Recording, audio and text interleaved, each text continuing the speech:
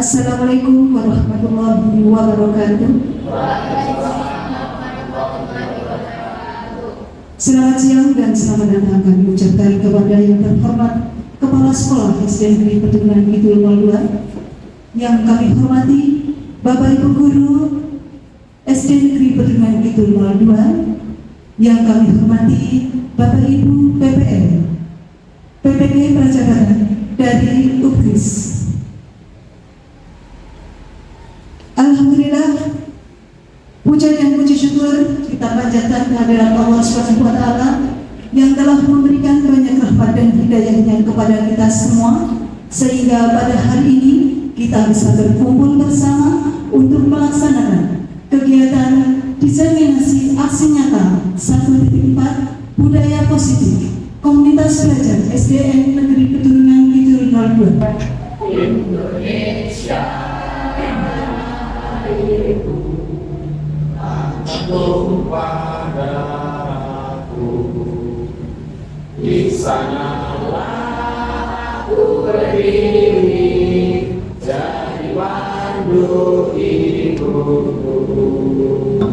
Alhamdulillah, bersyukur marilah kita panjatkan kepada Allah SWT dan Yang Maha Kuasa, karena di siang ini kita masih diberi kesehatan sehingga bisa mengikuti kegiatan diseminasi aksi nyata 1.4 budaya positif di komunitas belajar SD Pegunungan Kidul 02 dalam keadaan sehat walafiat tak kurang sesuatu apapun. Jadi teknisnya Bapak Ibu, setelah Bapak Ibu menulis ini, silakan segera disiapkan modul ajar. Tidak ada lain-lainnya, hanya modul ajar beserta perangkatnya. Perangkat itu berarti ada bahan ajarnya, ada medianya, ya media alat peraganya, ada evaluasinya, ya satu set. Saya PPL kan pinter-pinter, ya loh. Saya PPL pinter-pinter. Kalau yang udah diajarkan masih dipakai lagi boleh silahkan, nggak apa-apa. Yang penting nanti kalian dengar di bawahnya ada tulisannya Kamila, ada tulisannya Hasudunan, ya loh. Di bawahnya seperti itu. Satu paket ya, modul ajar, di dalamnya ada perangkat ajarnya, ada bahan ajarnya, ada medianya, ada evaluasinya. Ya. Itu aja mungkin tambah dari saya. Kalau Bapak Ibu yang berkaitan dengan observasi KBR nanti ada masalah, bisa ketemu dengan saya. Kurang lebihnya mohon dimaafkan. Bila itu hidayah. Assalamualaikum warahmatullahi wabarakatuh.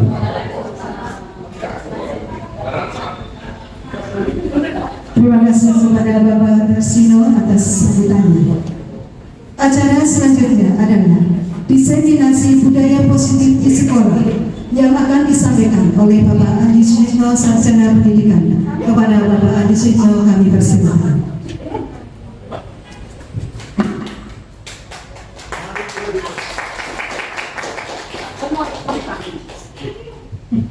Assalamualaikum warahmatullahi wabarakatuh.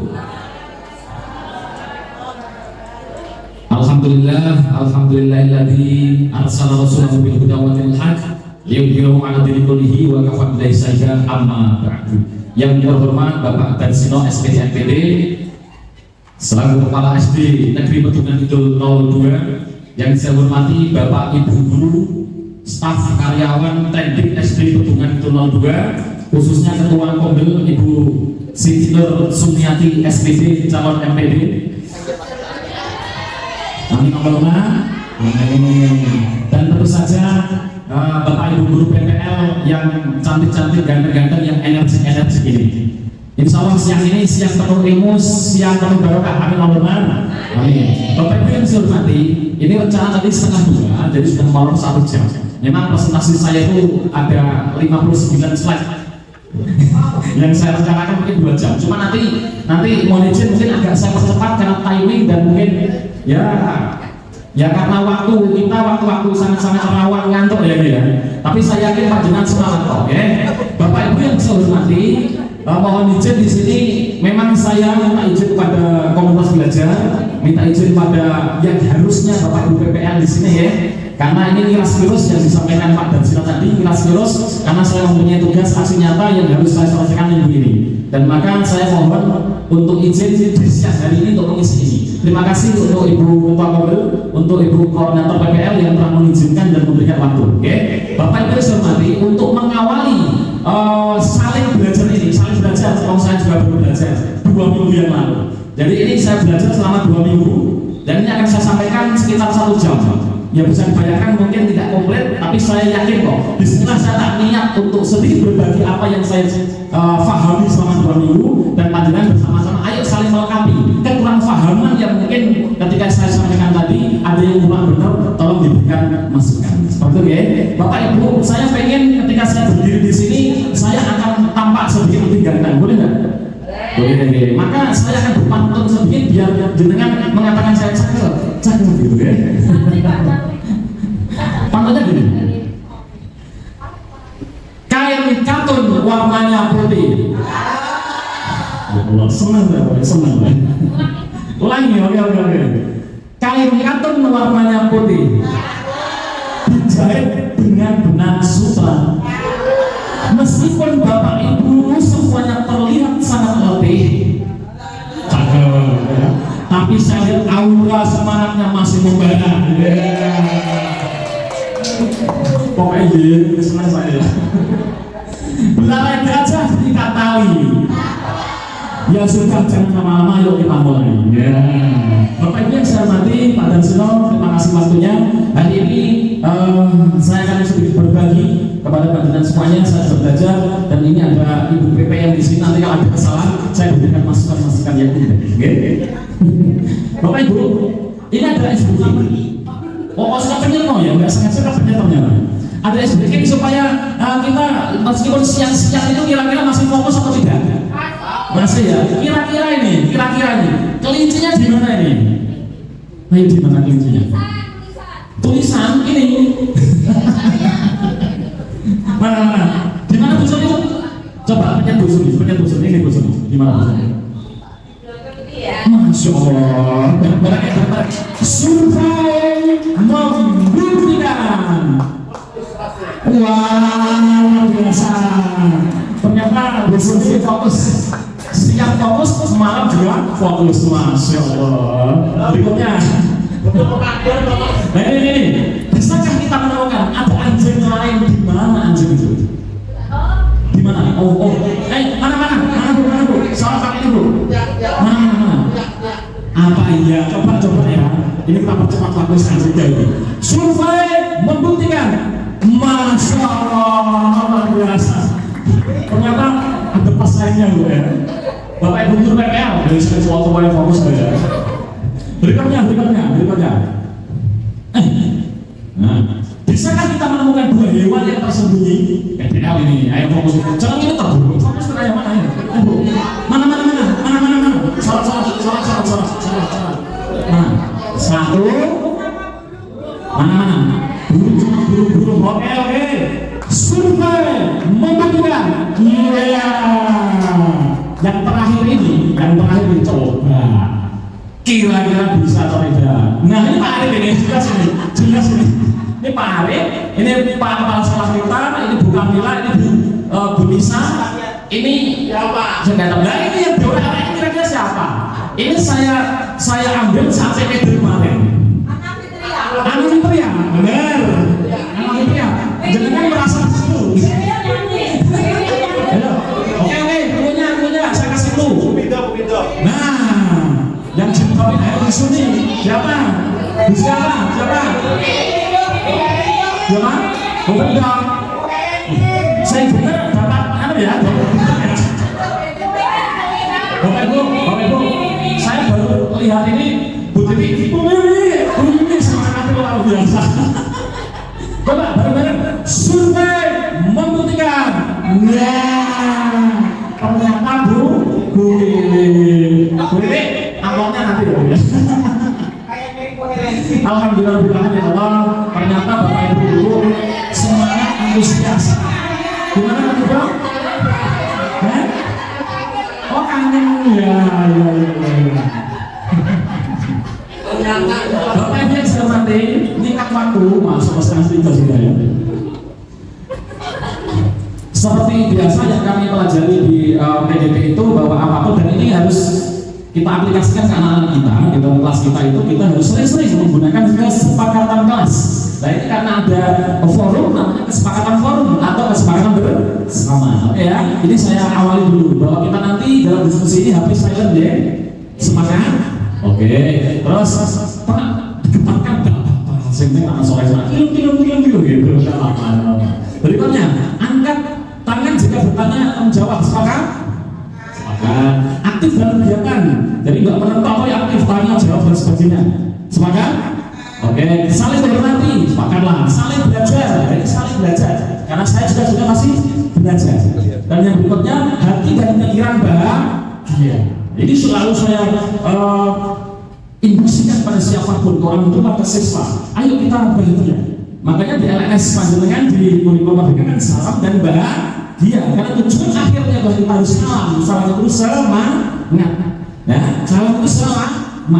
Nah, untuk mencapai keselamatan itu kita hatinya harus bahagia. Nah ini monggo kita tularkan energi ke anak-anak. Jadi setiap hari salam dan bahagia. Salam anak-anak, salam dan bahagia. Itu doa. Bapak Ibu, ini sebenarnya kalau ada waktu, ada tambahan tidak kira-kira? Atau sudah sepakat ini dulu? Sepakat ya, alhamdulillah. Bapak Ibu, hari ini sebenarnya adalah saya akan mendiseminasi 6 materi yang pada dasarnya 6 materi kami pelajari selama 2 minggu. Oke, maka ketika ini hanya 1 jam lebih sedikit, ya nanti mohon maaf kalau kurang maksimal. Tapi bismillah niat saya adalah memberikan implementasi, memberikan sedikit pengetahuan yang kami dapatkan di pendidikan untuk kita semuanya. Jadi sekali lagi tidak hanya menggugurkan kewajiban. Saya sendiri memantik prinsip dalam hati saya seperti tidak hanya menggugurkan kewajiban saya, enggak. Saya ingin memberikan yang sedikit kami bisa. Ngatakan ya, Bapak Ibu. Yang pertama disiplin positif. Yang kedua nilai-nilai belajar, teori motivasi hukuman, penghargaan dan restitusi. Terus keyakinan kelas, kebutuhan dasar manusia, restitusi, 5 posisi kontrol dan segitiga restitusi. Itulah yang akan kita bahas pada siang hari ini. Next, Bapak Ibu, ini mohon dijawab sebisa-bisanya. Pertanyaan pertama, apakah hukuman itu benar-benar dapat mendisiplinkan siswa? Itu jadi ya, kenapa? Jawab yang perlu.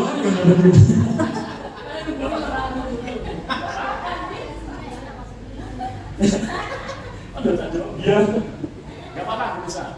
Apakah hukuman dapat mendisiplinkan siswa? Ya. Karena bisa jadi efek jerah untuk anak. Ya.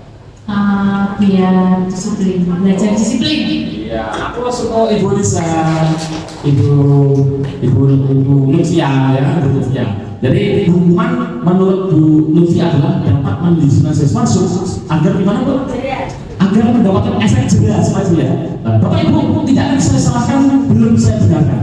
Karena nanti akan kita bahas di pada siang hari ini. Yang kedua, pemberian hukuman benar-benar positif. Ayo nak, kamu telah nulis undang-undang 10 kali misalnya, dan ayo nyapu dan sebagainya. Apakah itu juga bisa meningkatkan disiplin anak? Jadi, nah terus dalam jadi apakah bisa mendisiplinkan anak? Bapak Andi?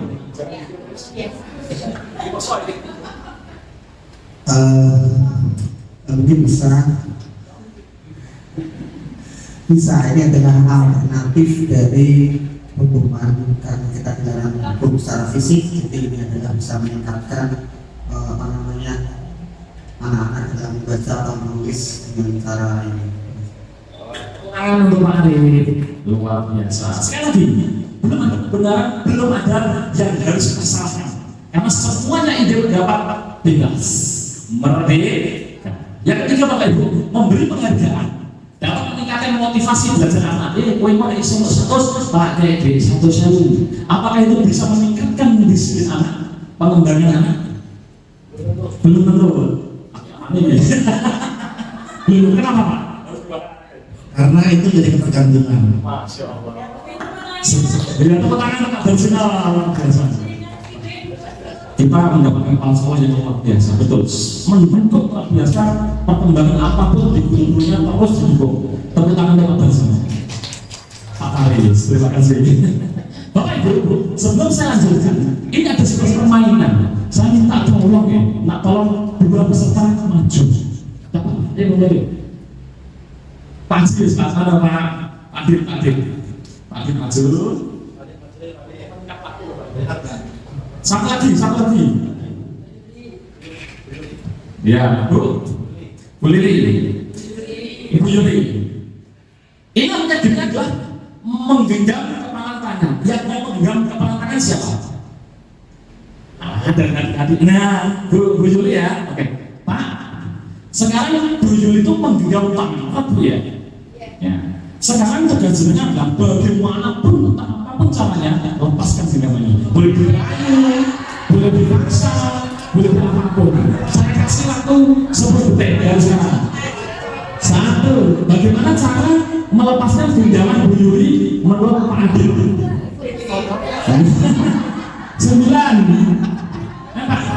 7. Tekan tangan, dari hati lain, malah dari hati. Saya bisa main sulap, terus melihat dari situ.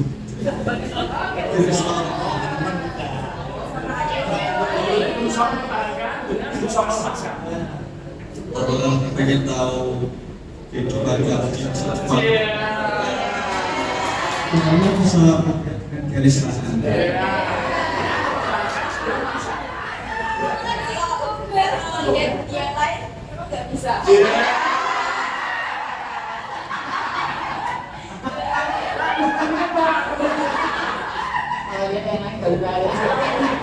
Ternyata Pak Adit dia tuh menggigap, tanya gantung. Ternyata dia belum mampu merayu beliau. Wah, yang lain, betul. Bagaimana Bu Yuli ini melepaskan tangan kepalanya dengan cara apapun? Yang lain, monggo. Ada sih monggo Pak, monggo. Mana lain? Mafian. Bu Yuli ini mempertahankan kepalanya, bagaimana juga merayu atau memaksa supaya kepala ini lepas. Iya, kepala kalian.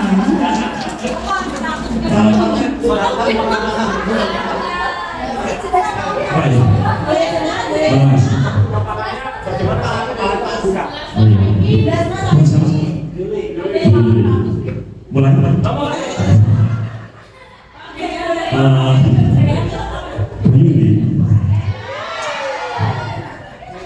Sekarang usianya berapa? Usianya berapa? Oh, tayang balik itu.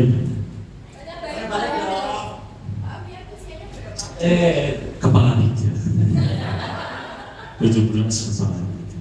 Jadi ibarat orang dulu itu apapun yang diungkapkan oleh orang kalau bisa begitu harus patuh. Boleh tidak dibuatkan gambarnya? Boleh. Oh, cuma jadi lupa. Boleh. 9. Iya, itulah betul kematuan Anda pada yang boleh.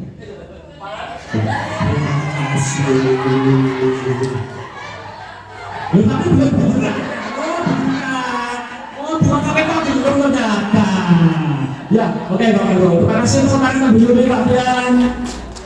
Maksudnya apa nih Bapak Ibu? Padahal sebenarnya saya berharap Bu Yuli itu mempertahankan gitu ya. Tapi tidak apa-apa. Gini, Bu Yuli membuka kepala tangan itu sebenarnya karena ilusi rayuan atau keinginan sendiri. Karena keinginan sendiri atau kemauan sendiri atau karena dipaksa sih dirayu. Terbawa rayuan, terus dirinya mau membuka ya. Karena kalau Bu Yuli tidak mau membuka, dirayu kayak apapun tidak mau membuka. Nah mungkin Pak Fiat ini pesonanya luar biasa kan gitu kan, sehingga langsung bergetar ya. Iya luar biasa. Artinya Bapak Ibu, saya simpulkan bersama-sama bahwasanya yang namanya sebuah tujuan keyakinan itu mau diubah siapapun pun tidak akan pernah bisa kecuali kita sendiri yang mau mengubahnya. Ya, kemarin saya sampaikan di anak-anak itu sampai ada di tren agar Yang lain aduh paksa nggak mau, agak keren, ibu bu, nah pas bingung tuh, punya ibu kayak gitu ya. Jadi intinya kita tuh nggak mungkin akan mengikuti seseorang meskipun bermayu dipaksa kalau kita nggak mau sendiri. Rayuan paksaan itu ilusi, kan gitu kan? Bapak Ibu, dari sinilah maka ada sebuah perubahan paradigma teori kontrol atau teori ilusi kontrol pada diri guru terhadap siswa, bahwasanya bahwa guru mengontrol murid itu hanya sebuah ilusi. Kalau muridnya tidak mau berbuat, dikontrol menjadi apa, itu hanya sebuah ilusi. Ingat, ilusi itu bukan berarti tidak bisa. Ilusi itu mempengaruhi. Tapi lagi-lagi, puncak terakhir atau benteng terakhir yang mau menggerakkan siswa adalah siswa itu sendiri. Guru mengontrol siswa hanyalah sebuah ilusi. Yang kedua, bahwa semua penguatan positif efektif dari guru, kebermanfaatan itu juga sebuah ilusi. Ariwana, kamu berkembang, kamu akan gini. Kalau anak itu mengiyakan diri sendiri akan bergerak. Tapi kalau menolak, meskipun kita rayu di lapangan, kita nasihati mau di lapangan, tetap tidak akan bisa. Berikutnya, kritik membuat orang merasa bersalah. Wah, tak kritik dia merasa bersalah, terus dia mempunyai karakter. Itu juga sebuah ilusi. Dan yang terakhir, orang dewasa memilih untuk memaksa, guru memaksa siswa, ibu memaksa anak supaya anaknya berkembang lebih pintar. Itu juga ilusi. Itu juga ilusi. Kalau gurunya atau anak buahnya atau muridnya tidak bergerak dari dalam hatinya sendiri, tidak akan pernah bisa. Lupa atau kita sosok, iya kakinya bisa, tapi besok tidak akan, karena tidak dari hatinya. Yang ada kemarin bilang kan sistem intrinsik, gitu ya, intrinsik. Bapak Ibu yang saya hormati, menurut Bapak Ibu, apakah makna dari disiplin itu? Apa sih disiplin itu? Gimana Bu? Gak apa-apa disiplin. Patuh pada aturan, tepuk tangan tuh gitu. Luar biasa loh, karena ternyata masuk ilmunya. Kata guru kiai saya soalnya ilmu laduni itu ya. Tidur tapi mobil semuanya. Punya Gus Dur di subhanallah. Tenang. Ada aturan. Ada yang lain lagi dari Ibu PPL? Bu, Ibu. Disiplin itu apa sih? Bu Milan bener anak itu Bu ya. Bu Milan itu udah paham ke aku paling otot ya. Bu menang ya Bu. Oke. Pak itu mana ya? Jawab.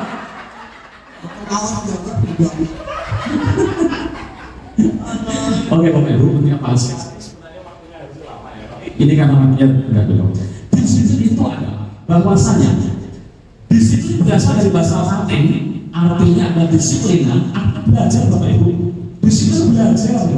Sinau apa? Ini sudah dipelajari di murid-murid Sokrates Plato yang sama-sama kita tahu. Beliau itu orang-orang filsuf, pendalaman psikologi manusia tingkat tinggi.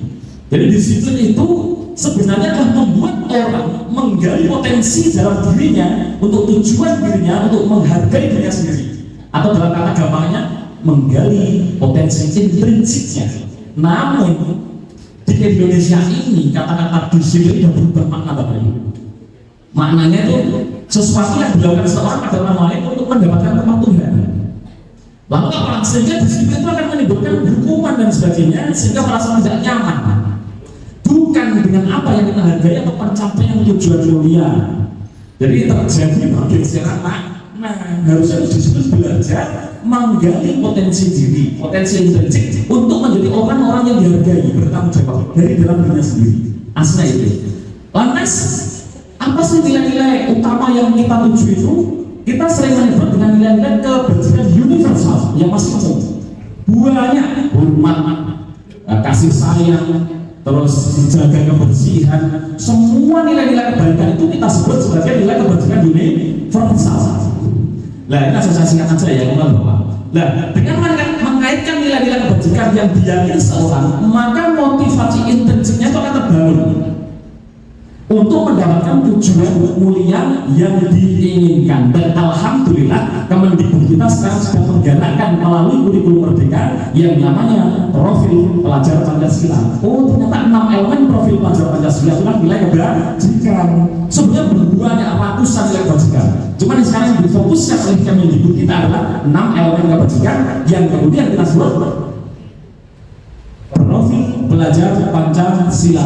Belajar Pancasila, beriman dan bertakwa pada Tuhan yang esa dan berakhlak mulia.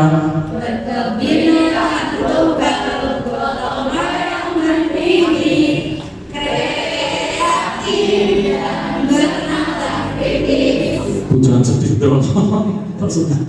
Gotong royong mandiri ya Bu. Pak Wangi gotong royong berdiri loh. Inilah Bapak Ibu. Alhamdulillah kita punya kesempatan untuk menggali potensi siswa melalui 6 elemen kebajikan ini. Bapak Ibu, ada sebuah pertanyaan sekarang. Jadi secara saya awali dengan pertanyaan-pertanyaan pemantik supaya lebih mudah gitu aja. Bapak Ibu, sebagai seorang guru, saat Bapak Ibu hadir mengajar di kelas tepat waktu, motivasi apakah yang mendasari tindakan Bapak Ibu? Apakah datang tepat waktu karena tidak ingin ditegur kepala sekolah? Atau kepengen mendapatkan ujian dari kepala sekolah? Atau Bapak Ibu ingin menjadi orang yang menghargai waktu, menghargai diri sendiri, atau sebagai teladan bagi murid-muridnya? Kira-kira motivasinya apa Bapak? Teladan muridnya Pak. Alhamdulillah, subhanallah. Tangan Alhamdulillah. Jadi itu kalau benar-benar itu terjadi pada diri kita semuanya, bahwa datang tepat waktu bukan gara-gara takut ditegur Pak Darsino, atau tidak pengen dipuji Pak Darsino, tapi pengen aku kan menjadi teladan siswa, aku pilot projectnya siswa, aku tak telat, telat. Kalau itu muncul sendiri, itu namanya intensitas sudah terbangun. Itu nilai kebajikan universitas kita sudah terbangun. Karena apa Bapak Ibu? Ternyata setelah diteliti oleh para pakar peneliti, kita tuh enak. Zaman sekarang kita tinggal kuliah baca buku presentasi, wis dapat ilmu. Padahal beliau-beliau ini yang mikir itu mungkin butuh waktu setahunan gitu. Ternyata setelah disimpulkan motivasi seorang ini tidak hanya murid ya, di rumah pun seperti ini. Motivasi seorang itu ada 3. Yang pertama apa? Menghindari ketidaknyamanan. Aku bernama orang tua ben orang diriku. Siswa juga gitu. Yang kedua, mendapatkan imbalan. Aku bernama orang tua ben bersiap. Yang ketiga, ini yang hebat Bapak Ibu. Inilah yang tugas kita bagaimana menggali atau memberikan suntikan kefahaman pada siswa kita, yaitu menjadi diri yang diinginkan, menghargai diri sendiri sesuai nilai-nilai yang dipercaya. Kalau ini sudah melekat dalam diri kita, diri siswa kita, wis kok enak kita ngajar siswa kita pernah bocah rajin kan gitu. Sekali lagi semua tahap belajar, kita semua belajar ya. Saya boleh yang main ngomong, mak bukan saya ngomong ya. Sebenarnya saya masih level song masih tahap belajar. Bapak Ibu yang saya hormati, pemantik berikutnya adalah apa yang Bapak Ibu boleh lakukan jika ada murid yang melanggar peraturan, memberi hukuman, atau memberikan konsekuensi atau restitusi. Untuk kalimat yang pertama kedua saya dengar Bapak Ibu. Untuk yang ketiga itu memang saat ini sudah digalakkan oleh Kemendikbud juga, restitusi. Dan itulah puncak tujuan kami memberikan pemahaman atau belajar bersama di siang hari ini. Puncaknya nanti di restitusi ini. Kalau kita sudah bahas restitusi berarti materi kita harus selesai.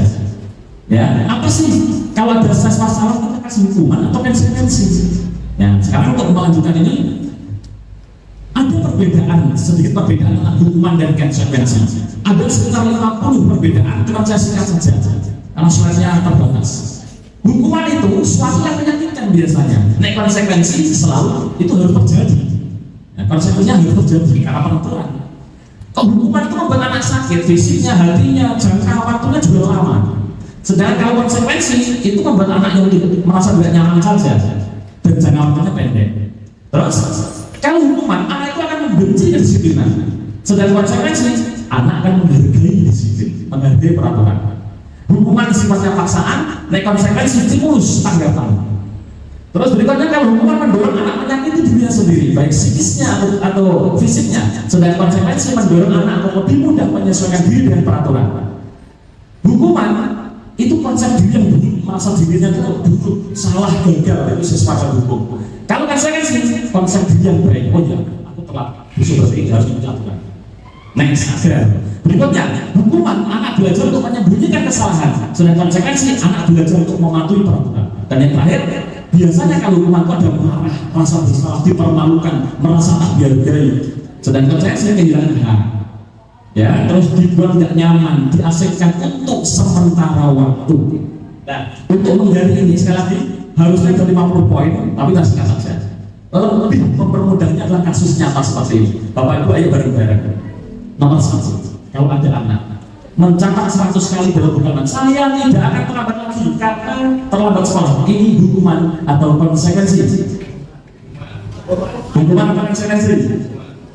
Hukuman lah ya, hukuman. Budina pengalaman, hukuman atau konsekuensi? Hukuman. Nomor 2, nanti jawabnya bareng-bareng aja. Lari menilai lapangan basket 2 kali karena terlambat hadir. Hukuman, subhanallah. 3, murid diminta push up 15 kali karena tidak menggunakan masker. Hukuman, menggantikan kertas tugas teman karena telah dicoret-coret. Kalau saya cerdas, habis itu cerdas kabel.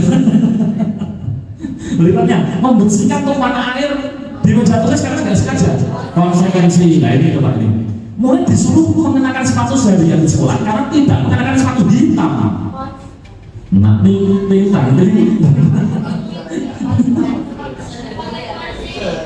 Oke, tinggal waktu. Terakhir, lari mengirim lapangan basket 2 kali karena terlambat sekolah. Ini udah ingat. Nah, mesti ada kata kunci. Lari mengelilingi basket 2 kali karena terlambat 10 menit untuk pelajaran kecil kan? Oh, jangan mantap sekali Bu. Kenapa Bu? Siapa sih konsekuensi gitu? Kenapa alasannya?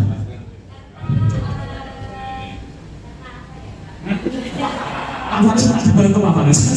Kenapa Pak Faris?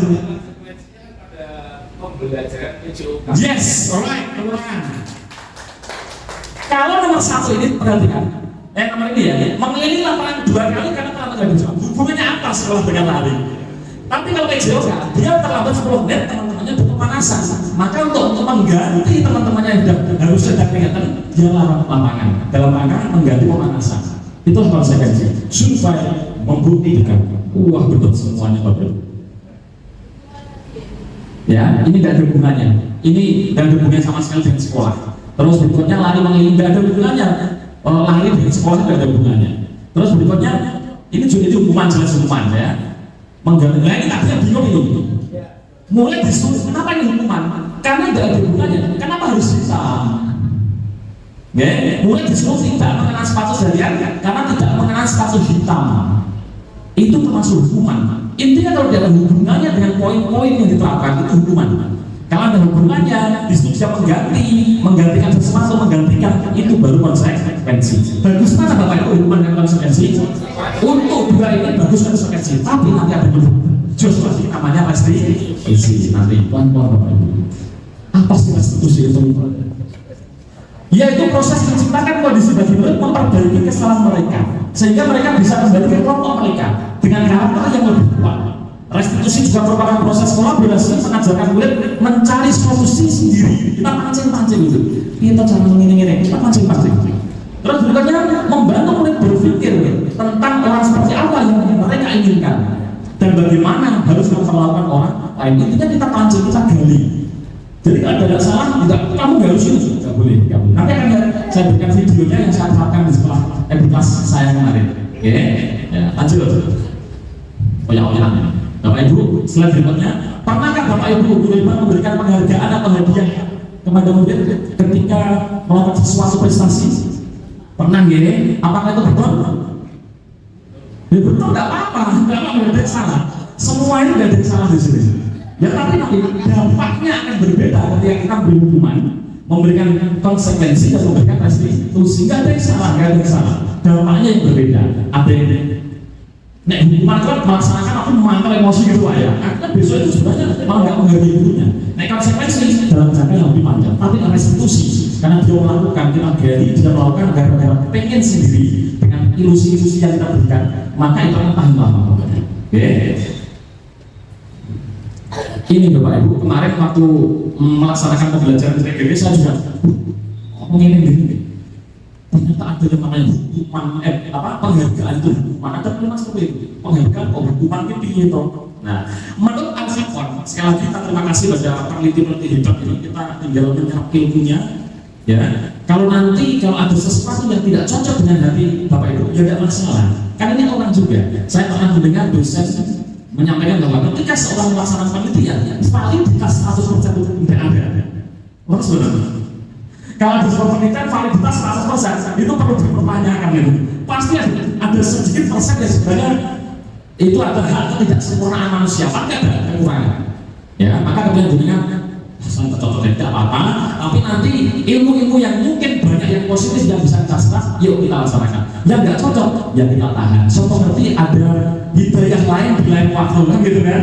Namanya manusia. Bapak Ibu, menurut Pak Al-Faqon, itu beliau mengatakan bahwa penghargaan itu dengan hukuman itu podo. Jadi hukuman dengan penghargaan itu menurut beliau sama saja. Itu sama-sama cara mengontrol perilaku seorang yang menghancurkan potensi pembelajaran sesungguhnya. Karena apa? Merupakan kita bertindak belajar itulah sebenarnya penghargaan itu sendiri. Saya bisa bertemu dengan Pak Arif, bisa bertemu dengan Pak Faris, Pak Darsono, dengan Pak Jelas semuanya. Inilah kehebatan, inilah suatu kehormatan bagi kita. Inilah pembelajaran. Kalau kita akan dipaksakan, ayo kamu harus biar ketemu, itu mau tidak baik. Tapi kalau kita melangkah sendiri ke sini, istilah tolabul itu bareng-bareng. Dengan tolabul ilmu yang disampaikan, saya tolabul itu belajar cara menyampaikan. Semuanya sama-sama mencari ilmu, akan enak. Sekali lagi, tindakan belajar itu sendiri adalah sebuah penghargaan. Kalau ini sudah muncul di hati kita enak. Kalau itu sudah muncul di siswa kita, aku tak sekolah dan pokoknya dapat ilmu dari Pak Guru, Bu Guru dan sebagainya. Enak gitu. Tugas kita bagaimana menyadarkan anak seperti itu, mengilusikan. Gitu ya, Bapak Ibu. Ini poin-poin penelitian. Kalau ini bukan pemikiran saya, yang pemikiran saya, pemikiran Pak Ahli. Mengatakan bahwa penghargaan itu menghukum. Maksudnya apa sih? Penghargaan itu menghukum mereka yang tidak mendapatkan penghargaan. Misalnya dengan sistem ranking, mereka mendapatkan ranking yang 2 sampai terakhir itu akan merasa dihukum. Saksinya banyak. Ya. Jadi ketika ada, makanya ini salah satu kenapa raport kurikulum mereka tidak ada ranking. Salah satunya ini. Ternyata yang juara 1, yang juara 30 merasa dihukum. Engko ning omah didelok bapake, lu juara kok 30 kok ambil uang itu bapake ning omah. Salah satunya. Salah duanya adalah kita paham bahwa potensi anak masing-masing berbeda. Jadi tidak bisa sama wah hebat nih matematika 9 dan sebagainya. Loh, malah atlet itu mungkin nilainya matematika 6 ambil malah mengharumkan nama bangsa itu. Indonesia. Kita nggak bisa memilih seperti itu. Nah itu salah banyak. Salah 3 sampai salah 100 kita bahas di lain kesempatan. Belum astagfirullah penyedot dulu. Balik. Nah balik mantap. Yang kedua adalah penghargaan itu tidak efektif. Jika kita memberikan seorang penghargaan itu, maka kita akan terus-menerus harus seperti itu. Ayo anak-anak yang maju dapat 5.000, maju. Besok 5.000, maju. Ketika 5.000 nyerah orang maju apa? Itu. Enak lupa ya. Jadi benar nggak usah kayak penghargaan apa enak apa enak. Berikutnya, penghargaan itu merusak hubungan Bapak Ibu. Ini menurut para ahli. Kenapa? Ketika seorang diberi penghargaan, yang dipuji ditambah banyak, maka yang lain akan merasa iri. Sehingga apa? Merasa tidak saling menyukai. Ikut terus. Saya memberikan sendiri. Tapi tidak usah disebut siswa kita. Jadi ada protes dari orang tua ternyata diasingkan gara-gara merasa diperhatikan Pak Andi saat itu. Semester kemarin, betul kan? Semester kemarin. Ternyata betul terjadi. Jadi memang dia tak tunjuk terus sampai omba dan sebagainya. Diasingkan oleh teman-temannya. Ternyata betul tuh. Ketika dia dipuji, dia apa-apa, ternyata yang lain ini malah merusak hubungan. Itu. Yang berikutnya penghargaan itu mengurangi ketepatan. Menurut para ahli, banyak yang mendapatkan penghargaan ternyata banyak jawaban yang kurang tepat. Ayo, yang bisa kerjakan dalam waktu 1 menit membuat puisi tentang percintaan, maka akan mendapatkan 100.000. Kacau puisinya lah. Di itu kan 100.000 nih. tidak tepat. Mengerjakan matematika tak kasih waktu 1 menit malah kacau. Karena apa? Seorang seniman, seorang pemikir itu butuh kemenangan, tidak butuh penghargaan. Justru kalau itu terjadi malah hasilnya luar biasa. Lanjut, penghargaan itu menurunkan kualitas. Dan ini sama kalimatnya. Intinya menurut penelitian menunjukkan bahwa pekerjaan seni, sebuah penulisan cerita akan kurang kreatif jika dijanjikan penghargaan. Karena biasanya seniman yang sudah benar-benar lebih berjualannya malah mereka nggak butuh dipuji orang, gitu ya. Melukis Susilo Tejo, melukis buat ini nggak butuh pujian orang. Mereka justru udah dikasih, kamu tak kasih penghargaan ya, malah nggak mau, malah menurunkan kreativitas. Bapak Ibu, itu yang berikutnya adalah mengapa? Nah ini mau dijawab ya, Bapak Ibu. Mengapa kita menghelm saat berkendara? Takut polisi atau supaya kita selamat? Jawab dulu. Takut panas, selamatkan diri. Takut polisi ada nggak ini? Dua-duanya. Tapi kenapa kalau jalan di kampung kamu nggak ada polisi nggak pakai helm, Bu? Saya juga. Jadi memang biasanya kalau nggak ada polisi nggak pakai helm gitu. Jalan-jalan di kampung nggak ada yang pakai helm gitu. Nah, berarti konsepnya kita biasanya itu pakai helm karena takut ditilang, kan gitu. Jadi lebih ditilang daripada sirai jeblok aspal. Dan harusnya yang tempat itu kita sama-sama tahu harusnya pakai helm itu demi keselamatan, tidak karena ditilang. Dan itulah yang harus kita pahamkan kepada anak, bahwa anak berbuat disiplin itu sebenarnya kita pahamkan. Kamu tuh apa sih anak? Kamu harus datang tepat waktu itu untuk apa sih? Kita pahamkan. Tidak menjadi sebuah kata tertib yang kita tempel. Dan saya membuktikan sehari yang lalu di kelas saya tanya, kamu tahu peraturan sekolah? Pada tengah jeluk. Tidak ada satu pun yang tahu. Padahal cementel di situ, Pak. Di sini ya, mana ya? Nah di kelas saya kan cementel di daerah sini itu ya Pak Asep, Pak ya, gitu. Cementel bertahun-tahun dilewati setiap hari, tapi tidak pernah dibaca. Kenapa? Anak-anak nggak mau memahami tentang tata tertib. Nah, sama dengan ini, ketika kita memakai helm, kita paham bahwa helm itu adalah keselamatan bagi saya, maka di jalan raya, di jalan gang, di mana-mana pun tetap pakai helm. Maka itu analoginya. Ini seorang akan lebih tergerak bersemangat menjalankan keyakinan daripada hanya sekedar mengikuti serangkaian peraturan tertulis atau makna. Murid-murid pun demikian, Bapak Ibu. Mereka perlu mendengarkan, mereka perlu memahami arti sesungguhnya tentang peraturan. Apa sih nilai-nilai kebajikan di balik peraturan itu? Apa sih tujuan peraturan itu? Itu harus kita pahamkan. Maka diperlukan adanya keyakinan kelas dan kesepakatan kelas. Next adalah keyakinan kelas dan kesepakatan kelas. Ini saya juga baru berlatih membuat kesepakatan kelas. Alhamdulillah sudah jadi, cuma tinggal nyetak BMT saja. Ya, sudah jadi. Apa sih dalam? Semoga jadi, Pak. Tinggal makin sih sana.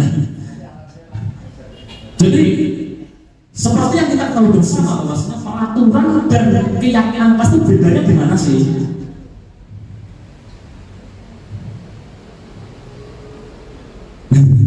Nek peraturan itu yang menyebabkan adalah biasanya kalau peraturan atau yang sekolah guru, ya. Sedangkan kalau keyakinan kelas itu berbeda dengan siswa. Keyakinan sekolah besok baru guru membuat sebuah keyakinan sekolah. Nah kalau ini sudah terbentuk keyakinan sekolah, insya Allah nanti lingkungan kita akan positif. Ketika lingkungan kita positif, budaya positif akan terbentuk. Amin Allahumma amin. Next, ketiga. Nah, singkat saja Bapak Ibu, apa sih keyakinan kelas itu? Keyakinan kelas itu bersifat lebih abstrak. Itu abstrak. Menghormati itu abstrak. Karena menghormati itu akan menghasilkan poin-poin banyak sekali. Ini menghormati, saling untuk menghormati, kan banyak pengerap ya. Dan keyakinan kelas lebih abstrak, kalimat yang lebih umum. Keyakinan kelas itu berupa pernyataan-pernyataan universal. Masih bisa digali lagi. Terus pernyataan keyakinan kelas dibentuk dalam bentuk positif. Ini.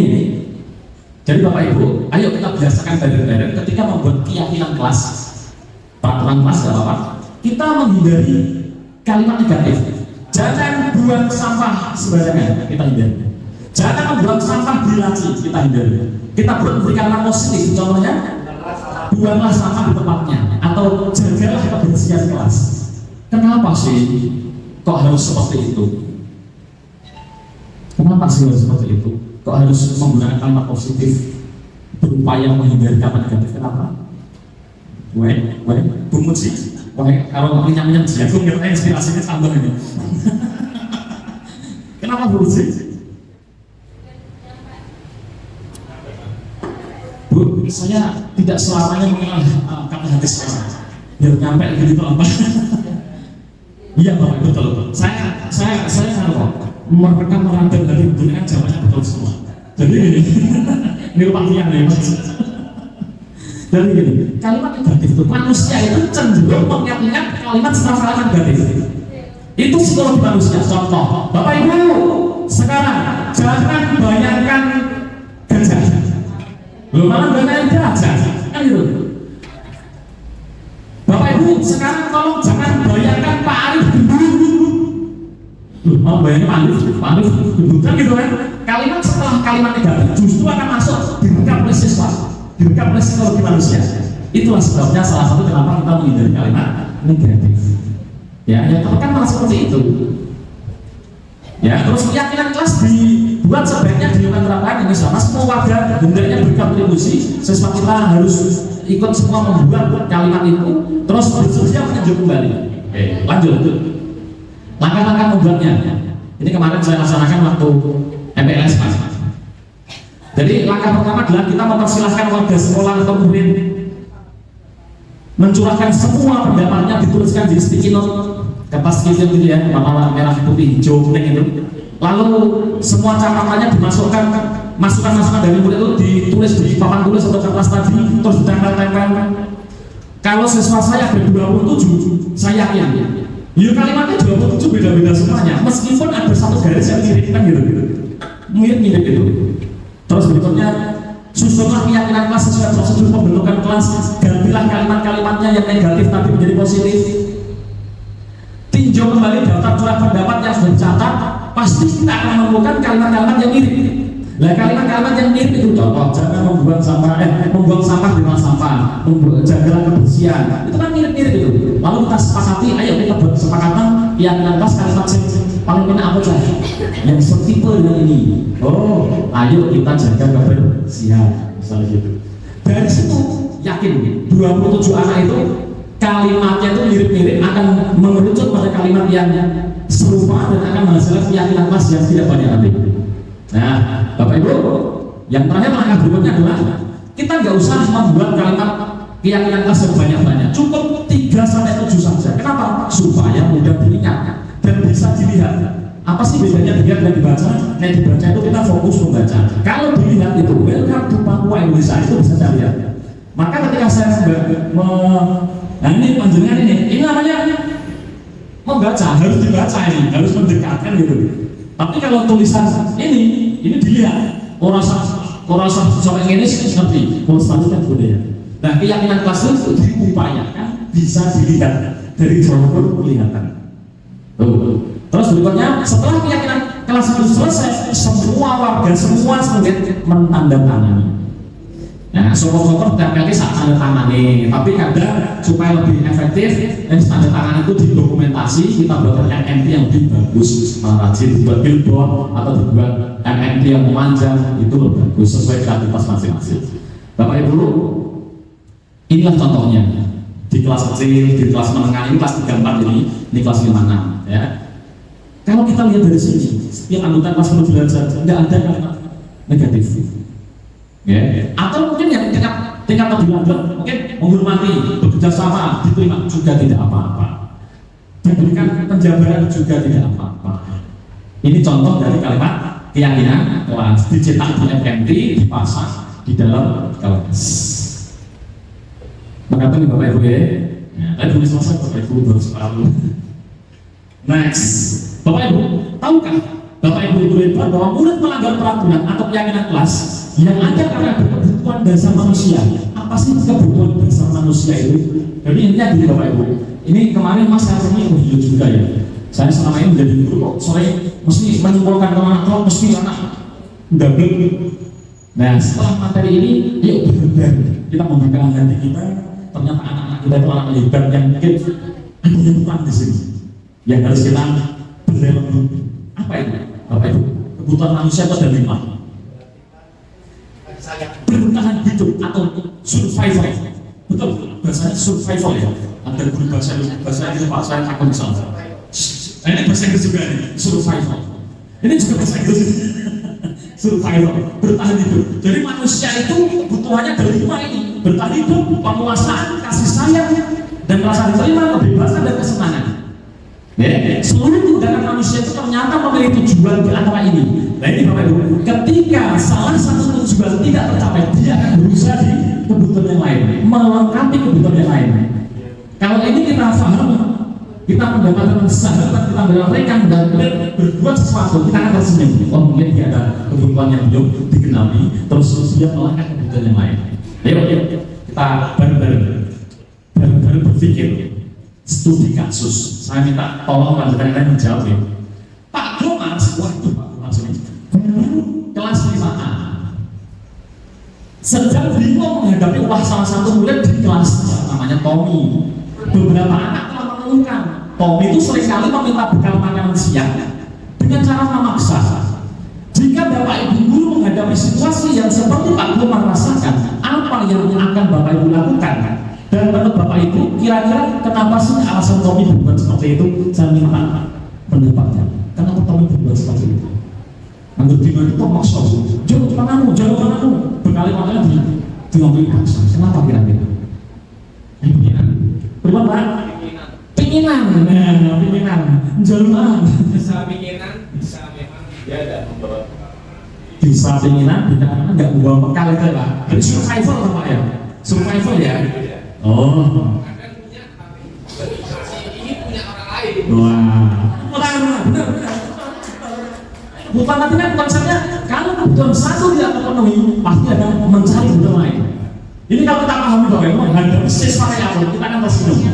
Oh, cara ini ternyata mungkin butuh ini.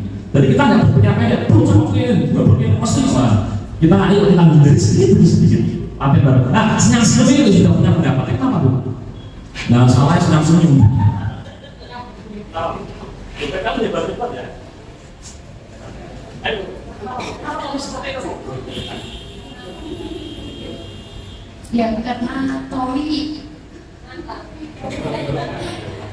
bisa jadi itu nakal yang satu karena usil dengan temannya atau enggak Tommy memang kelaparan jadi kita agak temannya gitu.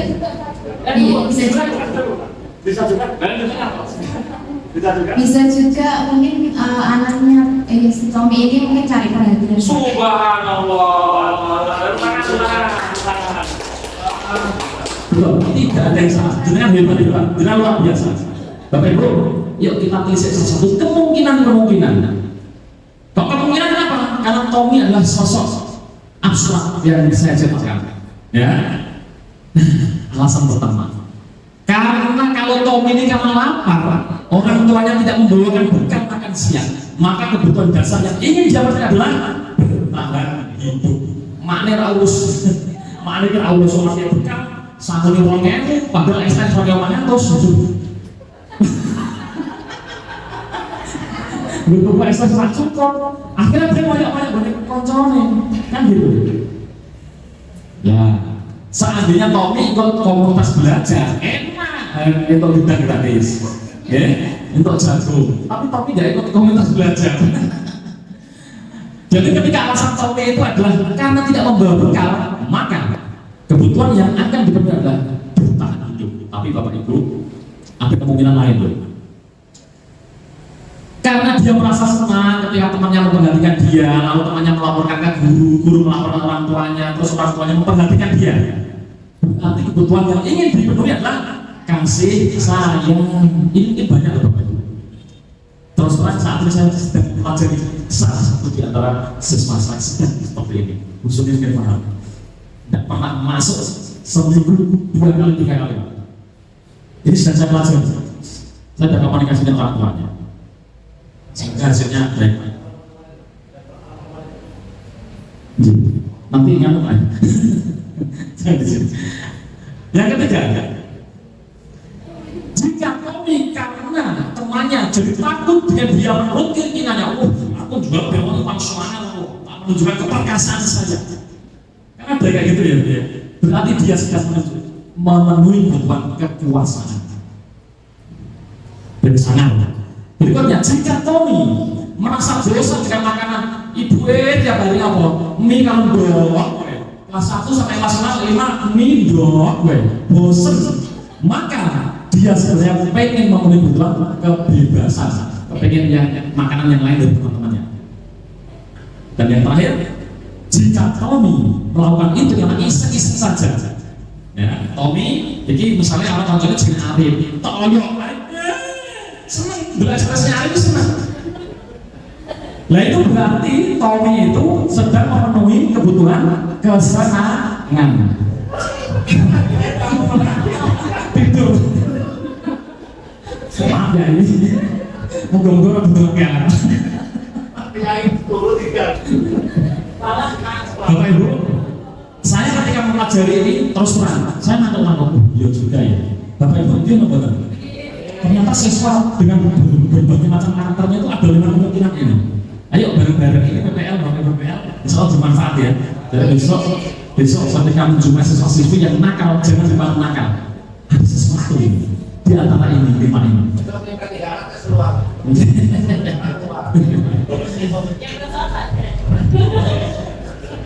Next, Bapak Ibu. Apa yang Bapak Ibu lakukan jika melihat selalu melanggar aturan? Menasihati atau menghukum? Jelas biasanya kita nasihati, kadang-kadang dihukum gitu ya. Oh saya sendiri kadang tahu kok mencatat Pancasila 5 kali. Saya berarti selama ini tidak salah ya. Dan akan saya perbaiki ini. Malah belajarnya akan saya perbaiki. Sampai tak gunakan stand up comedy ya. Ayo tulis Pancasila. Itu saya sendiri sebenarnya. Saya mau buat stand up comedy. Ya Bapak Ibu. Ini ilmu lagi bagi kita. Posisi kita menurut Diane, kita Diane Gosen dalam bukunya menyimpulkan bahwa guru perlu meninjau kembali penerapan disiplin di dalam ruangan-ruangan kelas. Ini aja, langsung singkat bawahnya aja. Ternyata guru itu mempunyai 5 posisi kontrol. Yang pertama, guru menghukum. Guru sing senengane hukum.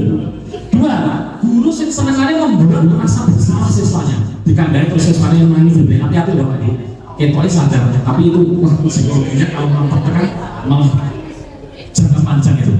Tidak semuanya anak yang kita najati sadar nangis itu terus sadar. Kadang-kadang itu shock. Hati-hati. Berikutnya, teman, guru sebagai teman, sebagai pemantau, sebagai manajer. Ya, ada 5 posisi kontrol guru menghukum, rasa salah teman, pemantau, dan manajer. Dan yang paling bagus adalah, dan ayo kita belajar bersama-sama. Kita yuk menjadi seorang guru yang mempunyai sikap manajer. Apa itu Bapak Ibu? Izinkan sambil mendengarkan Anda, kita simak contoh-contoh berikut ini.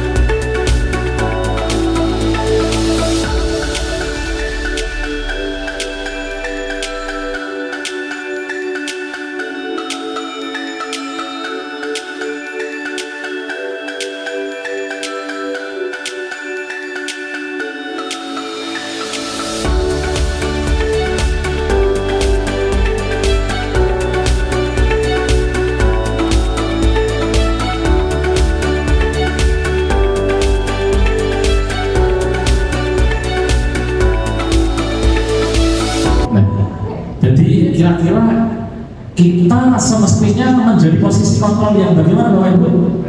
Seorang manajer, ayo berlatih ya. Berlatih bareng-bareng. Berlatih bareng dari seorang penghukum menjadi teman, menjadi rasa bersalah, menjadi pemantau, dan kemudian yuk bareng-bareng menjadi manajer. Nah, ini tadi kalau sudah dijelaskan oleh Ibu tadi, kalau saya jelaskan ini sama yang dijelaskan oleh Ibu tadi. Dan jika hukuman dan konsekuensi itu ternyata membuat dampak negatif, lalu apa yang harus dilakukan Bapak Ibu? Tadi apa? Menjadi guru yang posisi kontrolnya sebagai manajer.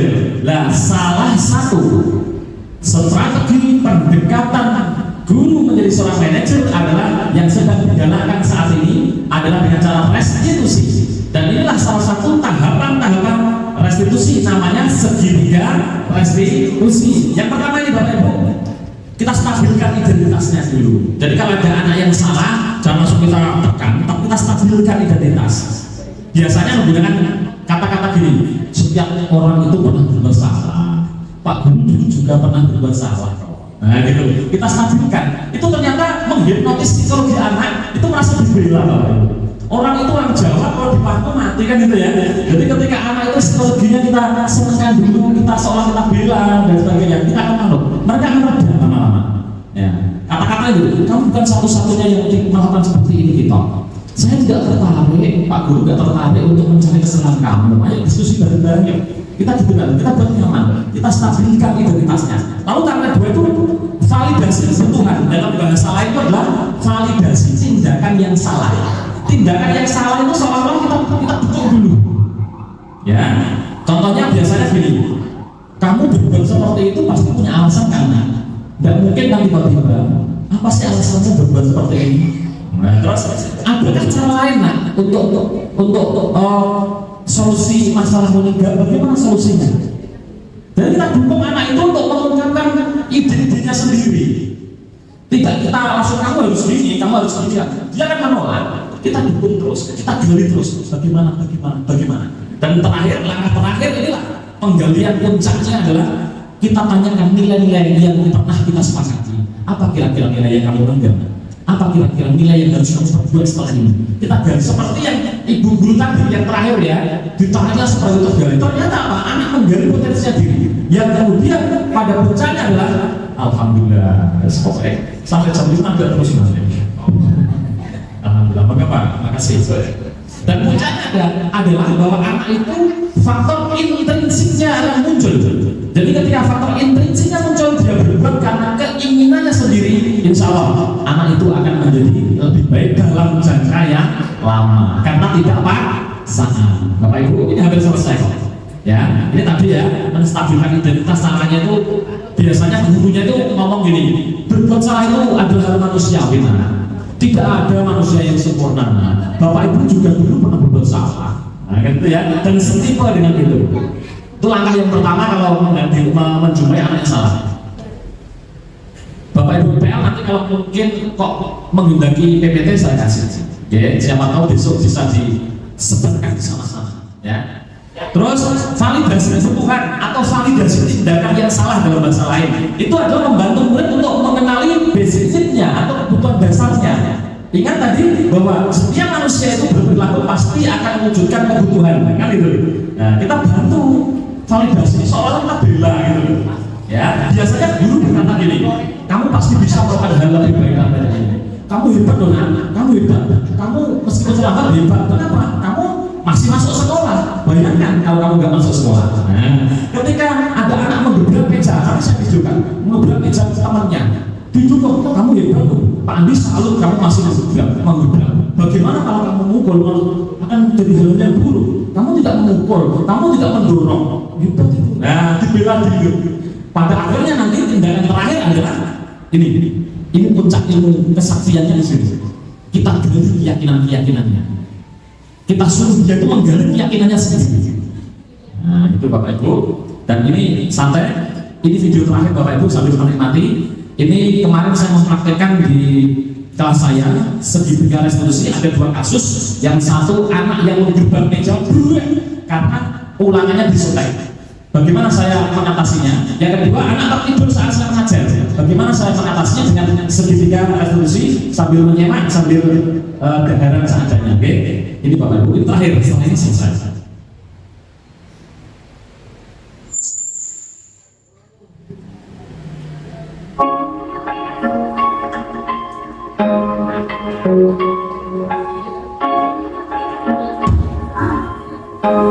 Kita jangan dong, ini kan orang cuma sedikit. Dan aku sama aja. Ada apa nih? Ada Mas ya? Ya Pak, saya kesal pengajian. Oh ya, dulu. Sementara gini, sementara Zia dan Kais gerak berpindah posisi, bukan posisi dulu. Ya, teman-teman yang lain nggak usah terpengaruh ya, ngerjakan aja. Ayo ngerjakan dulu. Nanti tolong Zia dan Jian saat istirahat panggil keduanya ya. Ya, Pak. Ya, saya tunggu ya. Ya, baiklah teman-teman semuanya. Yuk lanjutkan lagi ulangannya. Nggak apa-apa, biasa aja, nggak masalah. Waalaikumsalam warahmatullahi wabarakatuh. Zia dan Jian sudah makan dulu. Ya, yang apa kamu apa? Zia dan Jian tahu nggak? Pandu kenapa memanggil kamu ke ruangan ini sampai istirahat? Tidak tahu, tapi masih ingat peristiwa tadi? Saya nggak peduli sih ya, kamu sampai budak. Padahal kan saya melihat Zia itu sangat bagus setiap hari akrab ya. Kok sampai kamu budak gitu? Ceritanya bagaimana? Dia menjaga saya Pak. Padahal saya sudah menggunakan juga beberapa internet, tapi dia tetap saja menggunakan. Wah, jadi kamu ada sontek itu ya? Iya sih, seandainya Pak Andi berada di posisi kamu, mungkin Pak Andi sudah marah, ya kan? Tapi Pak Andi sudah tidak menggunakan sikap seperti itu. Terus apa yang kamu lakukan terhadap Jian tadi? Saya kaget gitu. Saya menggunakan media Pak, supaya saya tidak mengganggu saya. Oh begitu, betul Jian. Ya Pak, ya Pak, saya siap. Saya tidak akan mencatatnya. Oh iya bagus. Tapi gini, Pak Andi nggak apa-apa, itu memang siapa yang salah. Yang namanya manusia itu pasti berbuat salah. Yang bagus apa? Setelah berbuat salah, memperbaiki kesalahannya. Maka dari itu kalian berdua Pak Andi di sini. Pak Andi ingin mengajak berdiskusi untuk mencari solusi yang baru. Cepat ada. Oke, sekarang saya ingin Zia dulu ya. Zia, Pak Andi melihat selama ini kamu kan anak yang baik, anak yang makan. Bahkan Pak Andi kaget kalau kamu harus marah-marah. Biasanya kan santun gitu ya. Nah, kira-kira apa sih alasan kamu sampai seperti itu? Saya sudah belajar dari sore sampai malam, tapi saya mengenainya cuma menolak. Oh gitu ya. Oh bagus. Tapi Pak Andi setuju dengan kamu. Kenapa kamu tidak berbuat lebih buruk daripada itu? Coba bayangkan kalau kamu tadi tidak menahan emosinya, langsung memukul Jian, langsung mendorong Jian sampai terjatuh. Kan mungkin terjadi hal lebih buruk ya. Jadi Pak Andi sambut. Tapi sekali lagi ya, Pak Andi tidak membenarkan sikap kamu, betul ya? Pak Andi tidak membenarkan. Kira-kira ya sudah. Kamu masih ingat keyakinan pasien? Masih kira-kira? Perbuatan tadi itu melanggar keyakinan apa? Saling menghormati anak. Oh saling menghormati anak. Bagus sekali. Dan kamu tidak menghormati anak maksudnya enggak? Penting sekali ya. Jadi menghormati dengan kepatuhan sangat penting sekali. Jadi saya sekarang saja bagaimana cara memperbaiki supaya peristiwa seperti tadi Pak tidak terulang. Jadi kamu langsung nggak sabar langsung marah. Bagaimana cara mengatasi untuk kamu? Saya akan menahan marah. Dan jika bukan saya yang menjawab, saya akan dan saya tidak akan mengarahkan sendiri. Betul. Jadi yang pertama itu harus tetap menahan amarah emosi. Dan ketika di dalam kelas di lingkungan sekolah seperti ini, kalau kamu terjadi sesuatu, artinya menjengkel dan sebagainya, jangan langsung menyimpan amarahnya. Konsultasi dengan Pak Guru, seperti itu ya. Ya. Jadi kira-kira kamu mau memperbaiki keyakinan seperti mulai kapan? Ya, mulai hari ini. Mulai hari ini ya, sepakat. Bagus. Jadi saya doakan memang saya atau Pak Andi ini mengenal Zia yang baik ya. Jadi mulai hari ini kamu yakin bisa mengubah itu ya. Jadi kalau ada sesuatu kamu harus tahan amarah, harus sabar. Dan tidak perlu langsung mengeksekusinya, harus lapor dulu. Pak dulu seperti itu sekarang. Saya bertanya kepada Jian sekarang. Nah, Jian, kenapa sih kamu sampai mencontek seperti itu? Biasanya kamu tuh bisa matematika 100 biasa. Kenapa saya mencontek? Dia merasa kemarin saya lupa kalau ada ulangan matematika, jadi saya terpaksa untuk mencontek segala. Oh seperti itu, lupa kamu sampai lupa itu. Kenapa? Ceritanya bagaimana itu? Kemarin saya lupa menilai, lupa jadi saya Tidak, tahu kalau ada jadwal ulangan matematika gitu ya. Oh iya, baiklah. Itu namanya manusiawi ya. Pak Andi juga pernah lupa seperti itu. Gimana? Pak Andi juga sama. Meskipun kamu nggak siap pelajaran matematika atau ulangan matematika, tapi kamu tetap masuk sekolah. Itu luar biasa loh. Kamu teman-teman yang lain di sekolah sana ketika nggak siap terus malah bolos, gitu kan? Kamu tahu berat, tapi kamu saya tidak tetap masuk sekolah. Meskipun hasilnya baru menyontek, maka dari itu Pak Andi selalu tetap masuk sekolah. Namun Pak Andi tidak membenarkan perilaku seperti itu, gitu ya. Nah, terus kira-kira nih sih ya, apa kesepakatan atau keyakinan kelas yang kamu langgar kalau kamu menyontek seperti itu? jujur dan mandiri. Jujur dan mandiri. Dan sekarang kamu punya tips ya, kira-kira ke depan untuk memperbaiki keyakinan kelas itu kamu mau apa? Saya akan mencatat catatan ulangan dan sekarang saya bakal di depan minggu. Oh, sebagai dari kamu nyatet, oh ini ada ulangan ini matematika bahasa Indonesia atau kamu cekkan dulu ya. Luar biasa. Ini ilmu juga buat kamu ya. Tapi Pak Andi dia nggak mengusulkan sesuatu selain teknik tadi. Coba ini ya, saya dan ujian.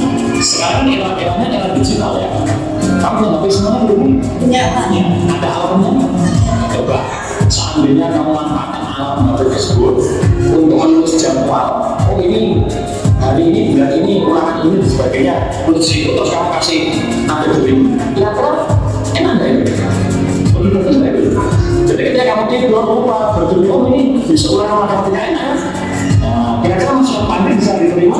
Bisa dilaksanakan. Nah, seperti itu ya. Jadi kira-kira nih, jika ingin melaksanakan tips tadi mulai kapan? Mulai hari ini. Mulai hari ini itu ya. Jadi mandi ini baik dia, baik dia tidak mengalami kesalahan lagi. Jadi berbicara apa ya? Gitu ya. Saya lihat ini saya sudah mulai terlihat. Saya juga mulai lapang gitu ini. Ya, sekarang kalau sudah seperti ini harus bagaimana? Minta silakan. Jadi saya bisa mencontek kamu ini berapa pasien? Ya, jadi kamu berteman, kalian berjaga, kembali berkembali, saling berkolaborasi, saling bersinergi ya. Kalian buat saya apa? Pokoknya pandai doakan, kalian bisa memperbaiki keyakinan kelak dan pandai berdoa semoga kelak menjadi orang yang berbahagia. Amin. Oke, sekarang silakan kalian kembali di kelas. Oke, terima kasih ya dari sini ya.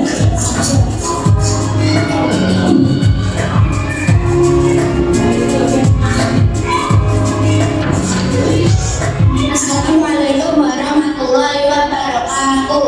Saya Zia dari kelas 5 dan saya Jinan dari kelas 5. Saya sangat senang sekali belajar berdiskusi dengan Pak Andi.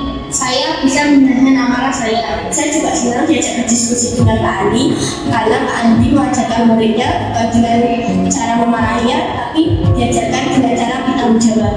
Terima kasih. Halo anak semuanya.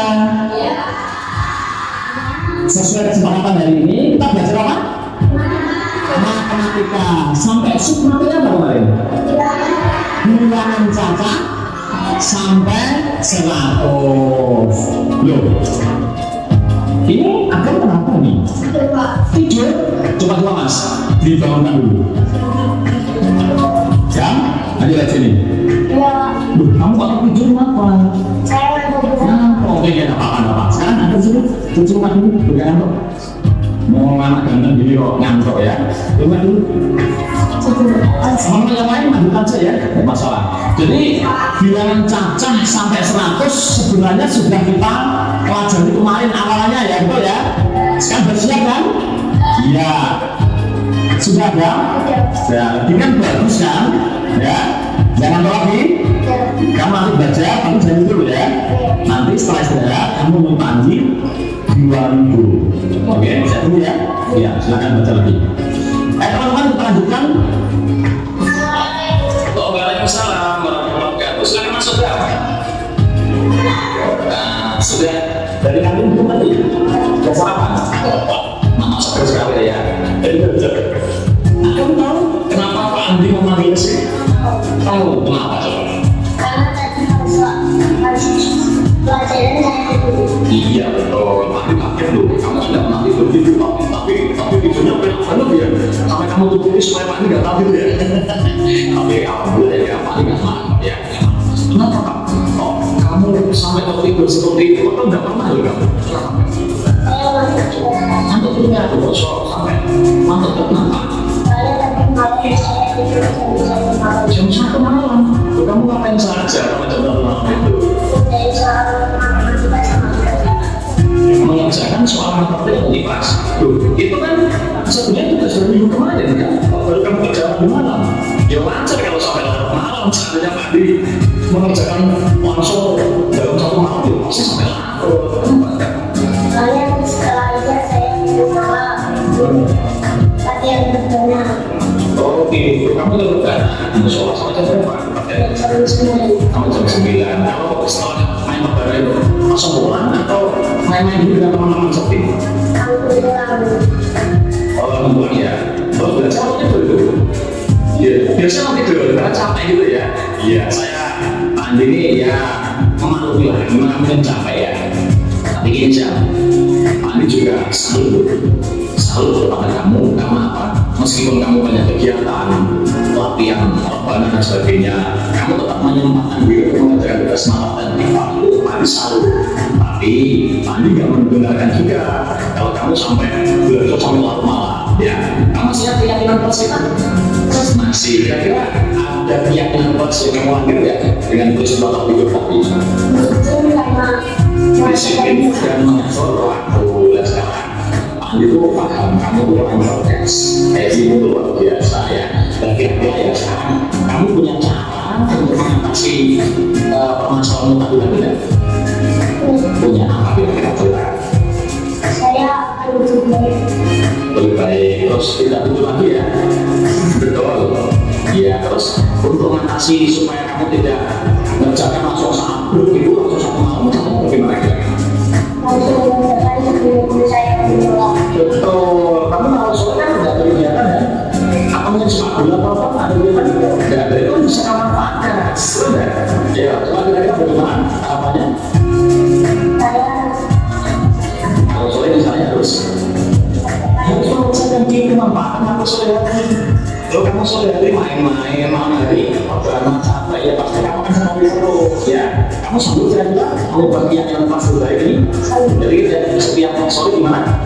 Harus mengerjakan, harus membuka materi gitu ya.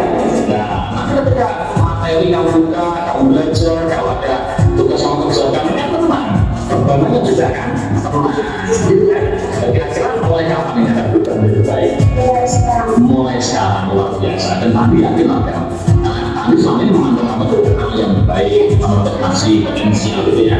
Jadi kamu berjanji dalam diri kamu punya tanggung jawab bahwa sekarang sudah mulai berubah. Nggak terulang seperti lagi, gitu ya. Mulai dari kita, ya mandi dulu dan mandi berdoa semoga kamu ini menjadi orang yang sukses. Kita ya, amin. Sekarang silakan. Kamu nggak usah merasa bersalah. Kamu tetap apa? Senang, bahagia, bertanggung jawab. Terus sekarang Anda bisa masuk ke kelas dengan penuh keterima. Baik, wow, makasih ya.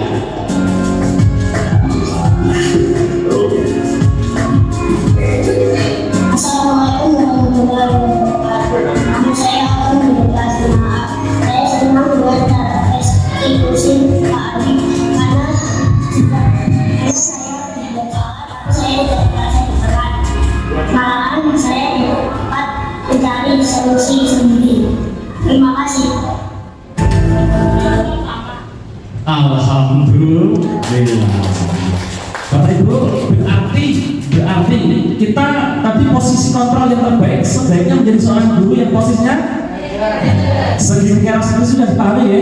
Nah, terima kasih Bapak Ibu telah bersama-sama membelajar dan saling belajar bersama-sama tentang materi disiplin positif kelas. Kesimpulannya bahwa kita yuk bareng-bareng menggunakan ilmu-ilmu yang telah kita dapat itu untuk merubah sedikit demi sedikit, sehingga nanti posisi kontrol kita sebagai seorang guru yang menempati posisi manajer lambat laun akan terbentuk di kita masing-masing, dan kelak budaya positif dapat terjalan di sekolah kita. Amin Allahumma amin. Demikian dari saya, terima kasih semuanya atas respons yang baik-baik, atas dukungannya. Dan nanti yang terakhir kami minta refleksi dari satu orang guru dan satu orang PPLB.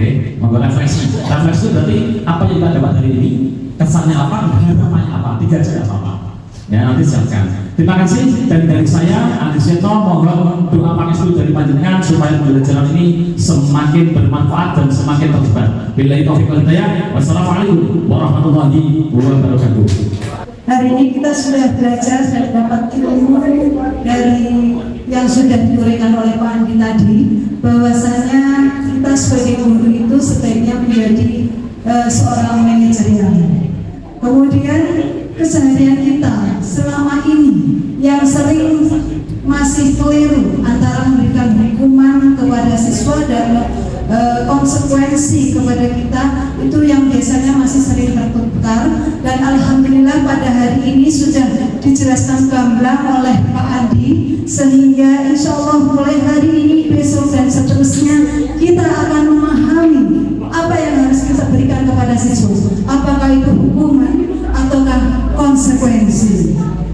Terima kasih Pak Andi untuk hari ini, dan harapan kami semoga dari kegiatan ini kita semuanya, Bapak Ibu semuanya bisa menjalani itu semua yang tadi sudah diuraikan oleh Pak Andi, dan semoga anak-anak didik kita nantinya akan menjadi lebih sadar diri atas segala konsekuensi apa yang dia lakukan. Gitu Pak Andi, terima kasih. Ya, terima kasih. Assalamualaikum warahmatullahi wabarakatuh. Pada pertemuan Komel pada hari ini, saya menyimpulkan bahwa jika terdapat permasalahan pada peserta didik, jangan langsung di-judge. Kamu nggak boleh, kamu anak nakal, kamu nggak boleh gini, nggak boleh itu. Nah, kita harus bisa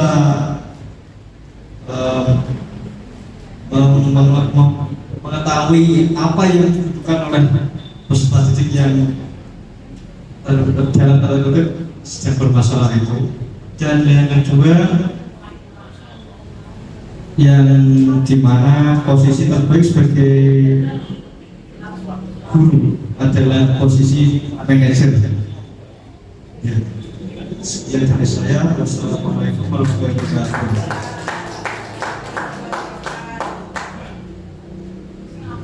Ya, terima kasih Bapak Ibu untuk kegiatan dan luar biasa pada sore hari ini. Oke, kita beri terakhir untuk Andi. Dikasih W, kasih O, kasih W. Wow, keren.